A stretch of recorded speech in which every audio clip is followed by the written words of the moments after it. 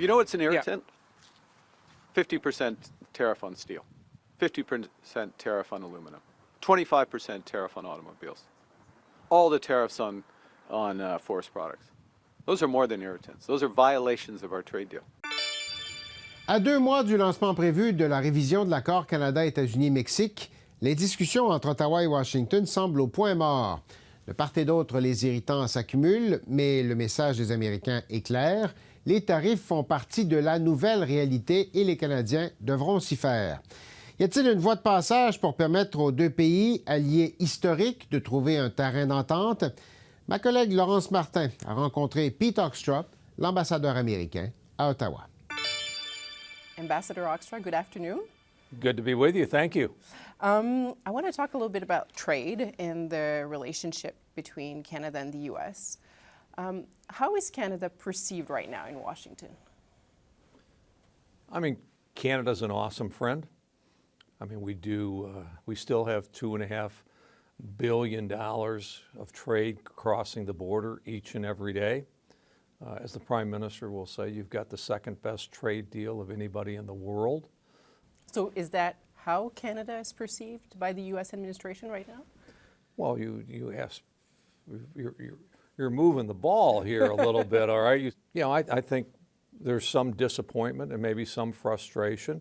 I think we believe we could have moved further on the trade negotiations, which are due in 5 weeks. So I think there's just a little frustration and disappointment. From the U.S. administration point of view, what should Canada be doing right now when it comes to trade? I've been giving my advice to Canadians for the last 11 months. Which is what? I'd say put on your sales hat, okay? You could make tremendous sales pitches. I mean, if America is going to be getting cars from outside of America, why getting them from Ontario is absolutely the best place in the world for America to get them. You could make the same kinds of cases for uranium, for potash, okay, for aluminum, for steel, auto parts, and you go right down the list. And too often that hasn't been the approach. You've been also quite vocal about the alcohol ban by provinces that was put in place in retaliation to U.S. tariffs. If Canadian provinces were to put back the American alcohol on the shelves, would that, would that lead to a tariff relief from the United States? No, I mean we think the alcohol ban is totally unfair. It's a clear indicator of how 11 provinces feel about trade with the United States. They're sending a very, very clear message about how doing business with the United States doesn't appeal to them. The Prime Minister has reinforced that message, okay? And so it creates some questions about, does Canada really want to do business with the United States? So here you've got folks who are doing everything they can to get the Canadian public to rally against America. Just doesn't make any sense. But do you understand where that frustration is coming Absolutely from? no. In Canada, because No. A lot of Canadians are saying, well, we didn't do anything wrong, and suddenly Donald Trump, put tariffs on us. We put tariffs on everybody in the world. There are 2 countries that have retaliated against America. Okay? China and Canada. You said it, I didn't. Just to go back to my question, there's a long history of collaboration between Canada and the United States. And, we have CUSMA, so I think, again, Canadians felt that, they didn't do anything wrong, and then there were those tariffs. So they were like, well, we need to fight back. We need to do something in return. We weren't fighting with Canada. So tariffs are not fighting? We have long-term relationships with Europe. We have long-term relationships with Japan. We have long-term relationships with South Korea, with Australia, okay? It's our policy, and it's a policy that is uniformly administered. Sure, there's different tariffs for different parts of the world depending on economic circumstances and that, but the concept of tariffs is uniformly applied to everyone that we trade with.